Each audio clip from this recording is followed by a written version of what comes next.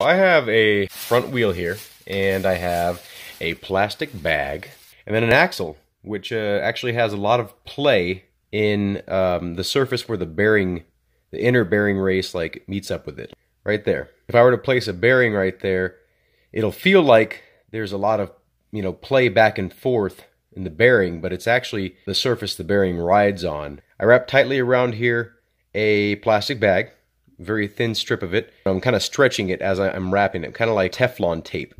But there's absolutely no play in here now, besides a little bit in the bearing itself. I'm going to show you on this other side here just how I'm doing it. If you have loose ball bearings, of course, this won't work. If you have a sealed system here, the sealed cartridge bearings, then this will work for you temporarily until you get a new axle, or, if you want to go as far as to getting a new wheel. I don't know.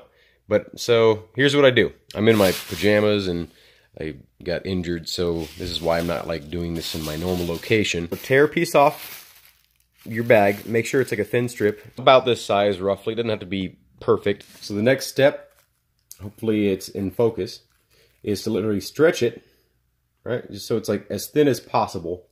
Then you're gonna want to take your axle and then just wrap it around as tight as possible. Careful not to introduce any kind of creases to the plastic. Just kind of make it as flat as possible. And I'm only going to do this, I'm going to wrap this around here like once or twice, because the side I'm doing now on my axle is not actually loose.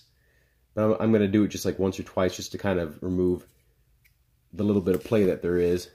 Rip it off, like I said, as you would Teflon tape. Kind of hold it in place. Slide your bearing on, and that'll hold the plastic in place, and you'll notice you'll have absolutely zero play in the bearing. Now, if you still feel a lot of play in the bearing itself, then you probably do have a blown bearing. But this is something worth trying before you spend money on something and then have to wait like weeks for something. Then you can just get back to riding right away. This is a temporary fix, so like this probably won't work long term, but depending on how hard you ride or how long you ride, maybe this will work for a while. So anyway, that's been my little tip. Hopefully you guys enjoyed. Have a good day. Thank you for watching, and I hope to see you in a future video.